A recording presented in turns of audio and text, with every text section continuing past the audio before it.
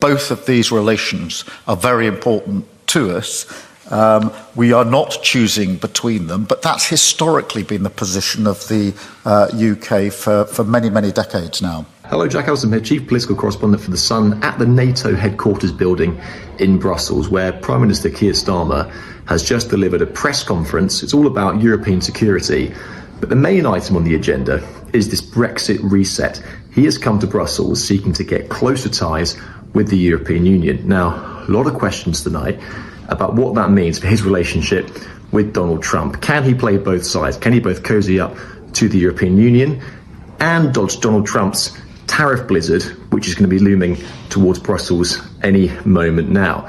Now, Keir Starmer today from the podium said that he was not going to have to choose between either one. He says that it's a long tradition in Britain that you can both have strong relationships with the US and strong relationships with the continent.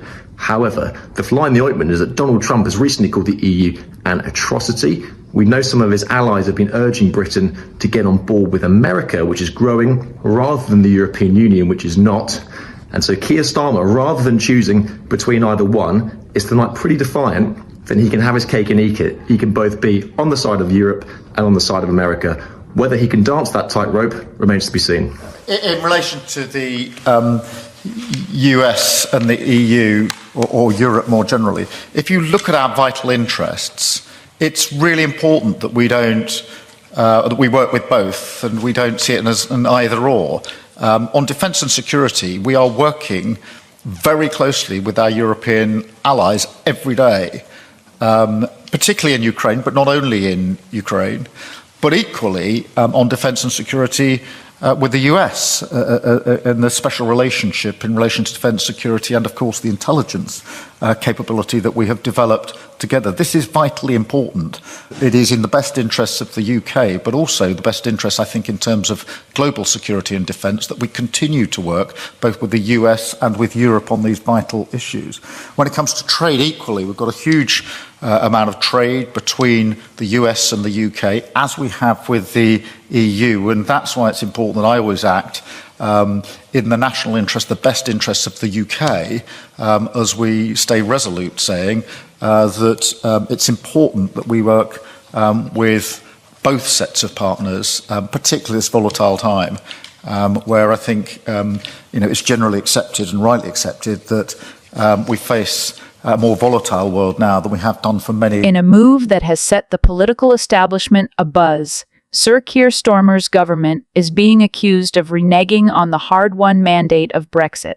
Sources claim that Starmer's negotiators have caved to Brussels' demands, eyeing a controversial youth mobility scheme that could allow tens of thousands of EU nationals, primarily under 30s, to live and work in the UK for up to 3 years. Critics argue that this policy, far from being a pragmatic step towards smoother trading relations, represents a dangerous rollback of the very principles that drove the Brexit vote. By allegedly agreeing to concessions designed to placate the EU, Starmer appears to be trading the UK's hard-fought independence for a seat at Brussels' negotiating table, a move that many believe risks dragging Britain back under the jurisdiction of European courts.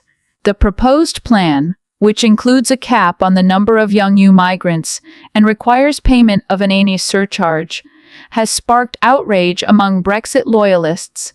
Shadow Foreign Secretary Dame Priti Patel was quick to condemn the proposal, stating, "When Labour negotiates, the UK loses." For many, this is a stark reminder that the promise of Brexit was to reclaim control over British borders and laws, a promise that now seems under threat. Former Brexit chief negotiator Lord Frost didn't mince his words either, blasting Starmer and his team with "Shame on you, Keir Starmer and Nick Thomas, Simmons, for selling out this country's self-government to a foreign court." Such comments underscore the deep-seated belief among critics that the government is willing to sacrifice national sovereignty in pursuit of a so-called reset with the EU. The controversy goes beyond the numbers and details of the migration scheme. At its core, it touches on the very identity of modern Britain, Voters who backed Brexit did so with the hope of finally being free from the constraints of EU rule, a freedom that many now fear is being compromised. By potentially reintroducing elements of free movement, even in a limited capacity, Starmer's government risks alienating those who see Brexit as the reclaiming of British independence. This policy shift, perceived by many as a betrayal, raises critical questions about the government's commitment to the Brexit mandate. Is the allure of closer economic ties with the EU worth undermining the fundamental tenets of British self-governance? Or is this just a calculated political gamble to address immediate economic concerns at the expense of long-term national ideals? As the debate rages on in Westminster and among the electorate, one thing is clear: Starmer's strategy is not without its detractors. The proposed youth mobility scheme has already sparked fierce criticism from both political opponents and former Brexit architects, suggesting that the government's willingness to compromise may come at a steep cost in terms of public trust and national identity. Well, I would say that I have said that I think Keir Starmer is like a dictator. He stopped the local elections, didn't he? When you stop your vote, what is that? It's not democratic, is it? For me, look, we have supported Ukraine. We've given them 12.8 billion. But as Donald Trump said, there's been so much death. I mean, it's frightening. This is the sort of unwinnable war.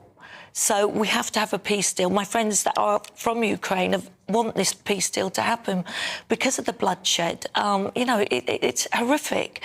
And it's just a shame that Starmer can't put his own people first rather than sort of say he's going to send deleted troops. We haven't got an army to send to Ukraine. It's laughable, isn't it? We've got 72,000 in the army. 10,000 of those aren't fit to serve. It wouldn't even fill Wembley Stadium. It's shocking. And Keir Starmer, really, I think he's going to be shaking like a bartender making a martini on that plane over to Washington. And, it would just make me laugh if Nigel Farage opens the door of the White House. But this war has got to end, because no one's going to win this. We need a peace deal. And if Trump does it and he wants the Nobel Peace Prize, whatever way, surely the only way is to get peace. And if whatever way he does it is a good thing. What's wrong with him, though, taking the cloak off and saying, actually, I'll take your rare earth minerals and this and that? And because that is really, in my view, what this is ultimately about, isn't it? That's what I think.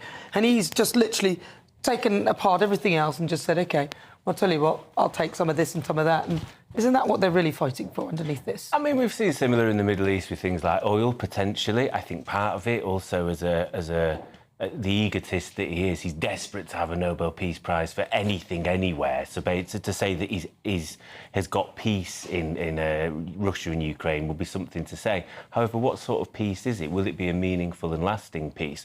The Danish Secret Services said if they have intelligence that if the Russians spot a weakness in NATO, which it may well be America at the moment, within 5 years they will pronounce war again on another EU country. In a time when global stability hangs in the balance, the United Kingdom finds itself grappling with a domestic political conundrum that echoes beyond its shores. Critics argue that Keir Starmer's recent decision to suspend local elections marks not only an alarming departure from democratic norms, but also casts a long shadow over the UK's international credibility. Especially as the conflict in Ukraine intensifies and the world cries out for a genuine peace deal. Detractors describe these actions as dictatorial in nature, a sharp departure from the liberal democratic values that have long defined the British political landscape. Whether this step was driven by a perceived need for rapid decision-making or a calculated move to consolidate power remains a subject of heated debate. While internal political squabbles and military shortcomings dominate the headlines, the situation in Ukraine remains a stark reminder of the human cost of unresolved conflict. As the war continues to claim lives and destabilize the region, the call for a comprehensive peace deal has never been more urgent. Advocates for diplomacy insist that the current trajectory, characterized by a protracted conflict and escalating tensions, will only lead to further bloodshed if decisive action is not taken. The confluence of an internal democratic deficit and an escalating international crisis presents a formidable challenge for the United Kingdom. As Keir Starmer's leadership faces mounting criticism for its seemingly dictatorial maneuvers, the imperative for a robust and genuine peace deal in Ukraine has never been clearer. The current political impasse is not just a domestic issue. It is a microcosm of a world where democratic values are increasingly at odds with autocratic impulses. For the sake of both its own political integrity and the broader cause of global stability, the UK must reckon with these internal contradictions. Only by reaffirming its commitment to democratic norms and embracing a more flexible, forward-thinking approach to military and diplomatic challenges can the nation hope to play a constructive role in ending the bloodshed in Ukraine and safeguarding the future of democracy.